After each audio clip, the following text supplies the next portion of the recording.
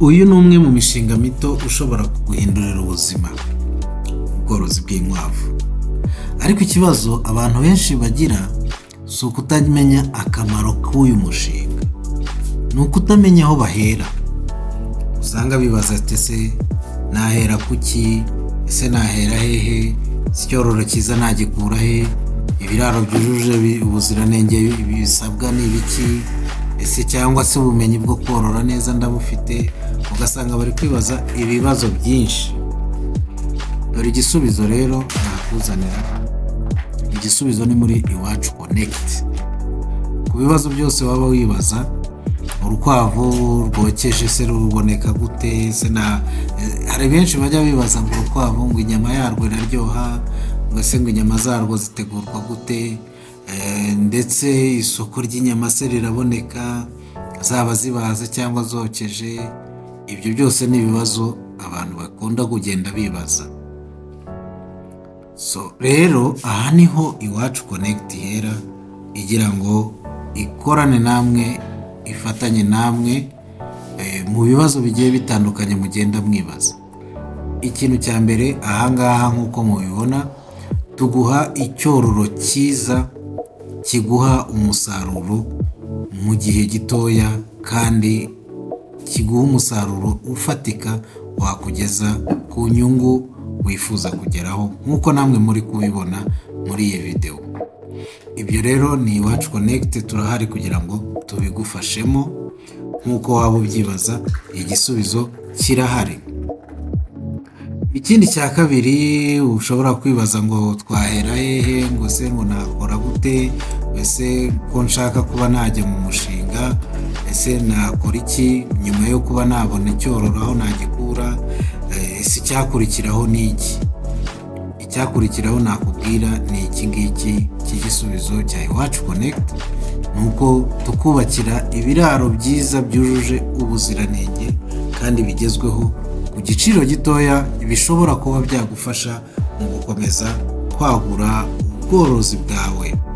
Tugufasha rero mu kugufasha mu kubaka ibyo biraro bikwiye bitewe na espace ufite. Turaza tukakurebera tukakubwira ngo espace cyangwa se umwanya ufite ushobora kuba hajyaho ibiraro ibi n'ibi byakwakira inkwavu izi n'izi, noneho ukaba wagira gute, wamenya ngo ahantu mfite ushobora kuba natangira umushinga wanjye neza. Nk'uko muri kubibona, ibi ni ibiraro byiza inkwavu ziryamamo zisanzuye, nta hantu zihurira n'umwanda, zihumeka neza. Nk'uko muri kubibona, bitwara espace ntoya cyane, bitwara umwanya mutoya, bijya ahantu hatoya, kandi noneho ukabasha kuba wabona ya fumbire yawe neza, ukabona ya maganga yawe neza, nta kibazo kindi ushobora kuba wagira. Nta handi rero, Iwacu Connect turahari kugira ngo ibi nabyo tubigufashemo mu gutangira neza umushinga wawe rwose umeze neza.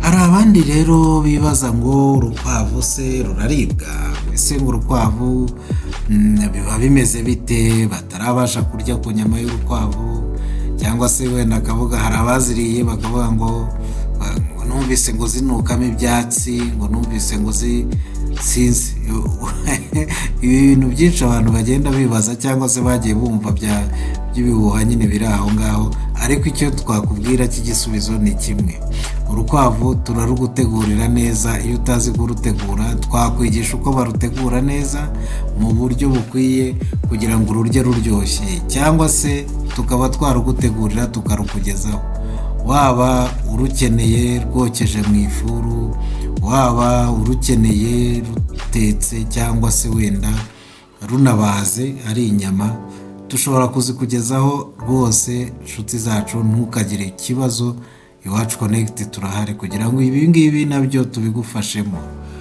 Ntuzagire ikibazo, kuko inyama z'inkwavu ni inyama y'umweru, iri rekomande ku bantu bafite ibibazo by'inyama. Kurya inyama zitukura, rwose inyama y'urukwavu ni inyama nziza.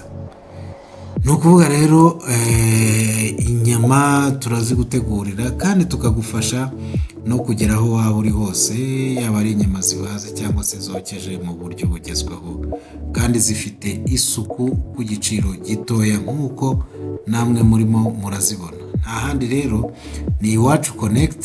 Iyo tubiguhaye tubigutegurira neza rwose bikakugeraho bigishyushye. Ni Iwacu Connect rero turagufasha tukaguha ubumenyi bugiye butandukanye mu gutegura ya ndyo yawe nziza yuzuye, hanyuma ukaryoherwa. Waba ufite abashyitsi, waba ufite ibirori iwawe, turahari kugira ngo dufatanye nawe mu kuryoherwa. Hanyuma rero ese niba ufite igitekerezo cy'umushinga cyangwa se wananiwe gushyira mu umushinga w'ubworozi bw'inkwavu cyangwa se undi mushinga, waduhamagara tukaba twajya inama tukagufasha ku byo waba ushaka kugeraho byose. Hanyuma rero si ibyo gusa bijyanye n'inkwavu, kuko ku rukwavu turutegura kuva mu kiraro kugera ku isahani. Tugufasha no kujya inama mu buhinzi. Ubuhinzi hari abibaza ngo ese nangiye mu buhinzi nahinga iki, ese natangirira hehe, ese ni ubuhe buhinzi bwiza nakora? Ariko igisubizo kirahari. Tukugira inama zo guhinga ibihingwa bigiye bitandukanye, cyane cyane ku mbuto. Imbuto ushobora kwibaza ngo ese imbuto nahinga izihe, ariko kugira avoka nziza cyane z'umwimerere zishobora kuba zaguha amafaranga mu gihe gishoboka. Tukagira uburyo tuguhuza n'abahinzi b'inanasi tukanazihinga, tukakugira inama y'uburyo bahinga inanasi. Inanasi rumwe mu rubuto muri iki gihe ruri gukundwa ku isoko cyane kandi rufite agaciro cyane, narwo rudasaba espace. Iwacu Connect duhari kugira ngo tugufashe kubyaza umusaruro ubutaka butoya waba ufite, ubuhingemo, ariko ubuhingemo igihingwa kikubyarira umusaruro, kibyara amafaranga. Aho n'imbuto zigiye zitandukanye twagiye tuburebera hamwe: avoka, inanasi, ibinyomoro. Nabyo nk'uko nagiye mbibabwira, ibinyomoro ni ibihingwa byiza cyane bishobora kuba byagufasha mu kuzamura umusaruro wawe no kuzamura ubushobozi bw'amafaranga yinjira mu muryango mu gihe gitoya. Ni kimwe rero mu bihingwa ushobora kuba wahinga ku gishoro gitoya. Nagiye mbabwira n'ibindi bihingwa bigiye bitandukanye ku mboga. Harimo ibihingwa ushobora guhinga ku mafaranga makeya ku gishoro gitoya kandi ukunguka. Harimo ubuhinzi bwa kokombure, ubuhinzi bw'ibihumyo. Ibyo byose ni ibintu Iwacu Connect turi hano kugira ngo dufatanye namwe mu kwiteza imbere. Niwumva rero Iwacu Connect, jya umenya yuko Iwacu Connect igufasha mu nyigo y'umushinga no mu ishyirwa mu bikorwa byawo. Ibyo rero byose tubikora kubera mwebwe, kugira ngo twiteze imbere mu buhinzi n'ubworozi bya kinyamwuga. Murabizi rero ubworozi cyangwa se n'ubuhinzi bw'imboga twagiye tuburebera hamwe, tubona ko ari ubuhinzi budasaba igishoro kinini kandi butanga inyungu n'umusaruro. Si ibyo gusa kandi tukugira inama muri ibyo ngibyo.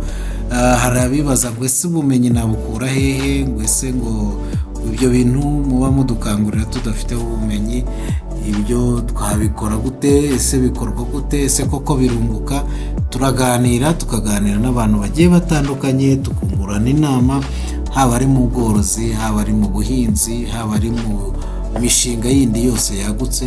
Turafatanya kugira ngo twungurane inama n'ibitekerezo, tukagukorera business plan y'uburyo ki ushobora kugira umusaruro ku gishoro icyo ari cyo cyose waba ufite, ukaba wabonamo umushinga ushobora kuba watangira kuba wakora uciriritse, ariko ushobora kuguha isura y'icyo wakora cyaguteza imbere, cyangwa se icyo waheraho wagura mu kugira ngo uzamure ubushobozi bwawe.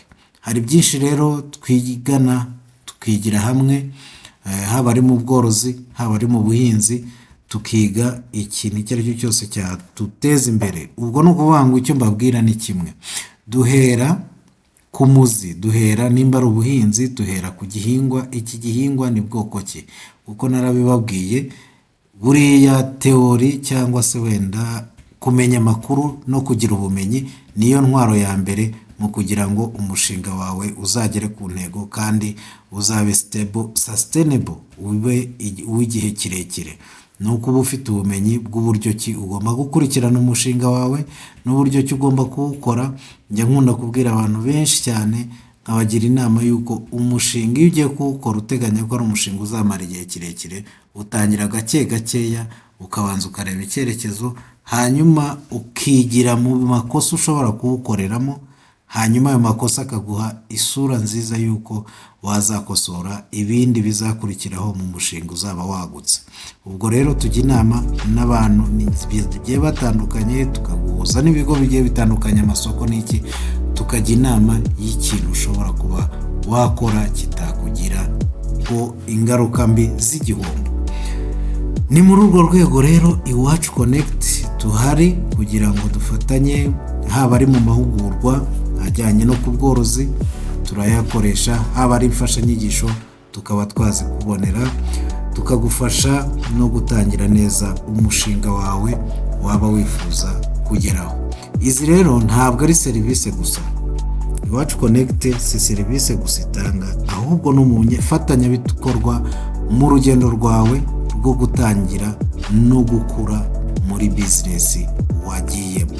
Ni ukuvuga ngo rero iyo dutangiranye umushinga ntabwo tugusiga gutyo gusa, ahubwo turaguherekeza muri wa mushinga wawe kugira ngo dufatanye imbogamizi ugiye uhuriramo nazo, tukagenda tuziganira, tuzunguranaho ibitekerezo kugira ngo ugere ku ntego zawe wari wifuje kugeraho. Inyungu yanyu niyo nyungu yacu, igihombo cyanyu kikaba igihombo cyacu. Niyo mpamvu rero tuba tubakangurira kubanza kwiga mbere y'uko ujya mu bintu runaka. Hanyuma rero icyo nasorezaho, niba utazi aho uhera, tangirana natwe nonaha kugira ngo umenye aho wahera ujya mu mushinga, imishinga itandukanye. Dufatanye kugira ngo twiyubake, twubake ubuhinzi bwacu bwa kinyamwuga, twubake ubworozi bwacu bwa kinyamwuga. Iwacu Connect izagufasha kubona icyororo cyiza, kubaka ibiraro bikwiye, kugera ku isoko ry'inyama cyangwa se ry'icyororo kindi nawe ukoroza abandi, ry'ibanze, ndetse gukora inyigo y'umushinga no kuwushyira mu bikorwa.